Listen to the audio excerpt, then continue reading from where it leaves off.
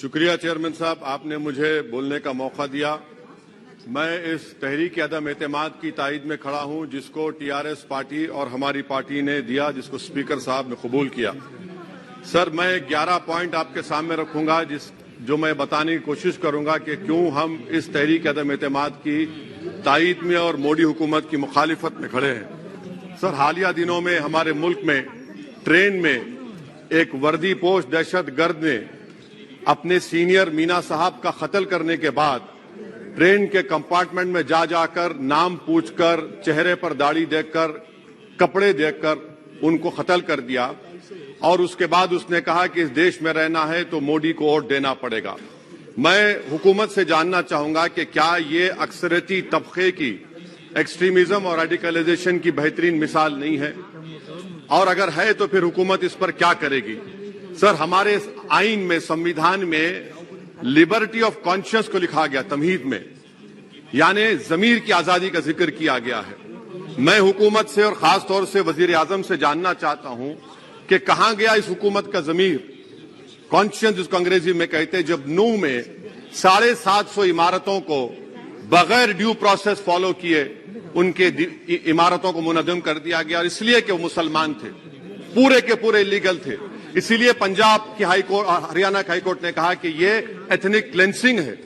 इसकी एक बेहतरीन मिसाल है उस हुकूमत की। तीसरी है कि इस मुल्क में एक नफरत का माहौल, बल्कि एक आतिश को पैदा कर दिया गया, मुसलमानों के खिलाफ नफरत का माहौल। ये 9 साल का इनका ये कारनामा है।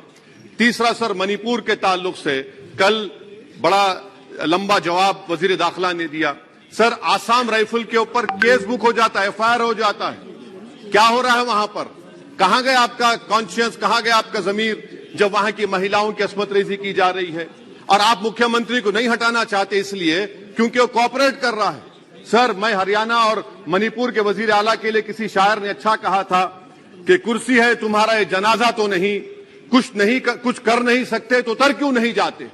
आखिर कहां गया? उन ताबूतों में खो गया कि आपका कॉन्शियस, आपका जमीर, जहां पर 50,000 लोग बेघर हो गए, यानी 6 लाख हथियारों को लूटा जा रहा है। आखिर कौन सा आप इंचार्ज वहां पर हैं? सर, 14 पॉइंट हिजाब को एक मसला बना दिया गया और मुस्लिम बच्चों को तालीम से महरूम कर दिया गया। क्या ये आपका लिबर्टी ऑफ कॉन्शियंस है? कहां गया आपका जमीर? सर, अभी आपने फाइनेंस मिनिस्टर साहबा ने कहा, यहां पर डीएमके के मोहतरमा कनीमोजी ने महाभारत के द्रौपदी का जिक्र किया। मैं ये पूछना चाहता हूं, बिल्किस बानो इस देश की बेटी है या नहीं? जिस बिल्किस बानो को 11 लोगों ने रेप किया, प्रेग्नेंट थी, उसकी मां का रेप किया, उसकी बेटी को कत्ल कर दिया, उसकी मां का कत्ल कर दिया, आपने कातिलों को रिहा कर दिया। ये आपका कॉन्शियंस है? ये आपका कॉन्शियंस है? आप तो मेजोरिटेरियन पॉलिटिक्स को फरोग दे रहे हैं। सर, आज चाइना के ऊपर कोई नहीं बोलते हैं।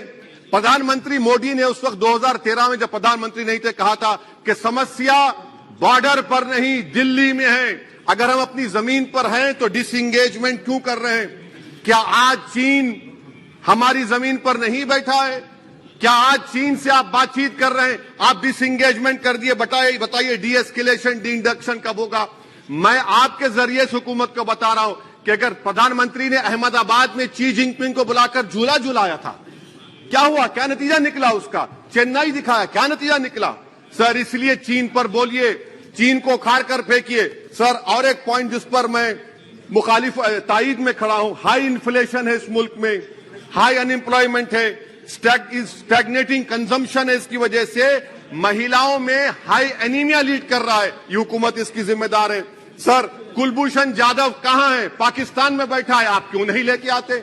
आप विश्वगुरु कहते हैं, कुलभूषण जाधव को भूल गए आप। कतर में 8 नेवी ऑफिसर 1 साल से जेल में हैं, आप नहीं ला सके उनको। सर, और एक चीज, 1991 का प्लेसेस ऑफ वर्शिप एक्ट इस ऐवान में पास किया गया था कि तारीख के जख्मों को नहीं खुरेदा जाएगा। आप खुरोद रहे हैं उनको। मैं आपको इंतबाह दे रहा हूं, वार्न कर रहा हूं, इस मुल्क को 90 के दहे में मत लेकर जाइए। 91 का एक्ट सुप्रीम कोर्ट में जवाब दीजिए कि आपकी हुकूमत 91 प्लेस ऑफ वर्शिप एक्ट की कायम है, उस पर कायम रहेगी। यूसीसी, सर, इस यूसीसी का फॉर्मूला क्या है? एक मुल्क में एक मजहब, एक कल्चर, एक जबान। ये तो डिक्टेटरों का फॉर्मूला है। भारत एक गुलदस्ता है, भारत एक मोजाइक है। यहाँ पर बेशुमार जबानें, बेशुमार मज़ाहिब बोले जाते हैं और हिंदू अनडिवाइडेड फैमिली में sir I am concluding 8 crore 75 Hindu खानदानों को 3,800 करोड़ डिडक्शन मिला। इसके बारे में आप क्या कहेंगे सर? मैं कंक्लूड करने से पहले आपको बताना चाह रहा हूं कि माइनॉरिटी वेलफेयर का बजट 40% कम कर दिया गया। पढ़ो प्रदेश, प्री मैट्रिक स्कॉलरशिप कम कर दी गई, मौलाना आजाद फाउंडेशन खत्म कर दिया गया फेलोशिप, और इसकी वजह से 1,80,000 मुसलमान हायर एजुकेशन में गायब हो चुके हैं। सर मैं इख्तिताम में कह रहा हूं कि पसमानदा मुसलमान से प्रधानमंत्री को बड़ी मोहब्बत है।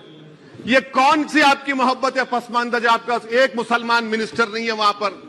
इखलाक से लेकर पीलू खान से लेकर अफान अंसारी से लेकर लुकमान अंसारी, मॉब लिंचिंग पूरे पसमानदा मुसलमान की होती है। पावरलूम बंद है, अंसारियों के कुरैश बरादरी का कारोबार बंद किया जाता है। स्पीकर सर, मैं कंक्लूजन में अभी कल हमारे होम मिनिस्टर ने कहा था क्विट इंडिया।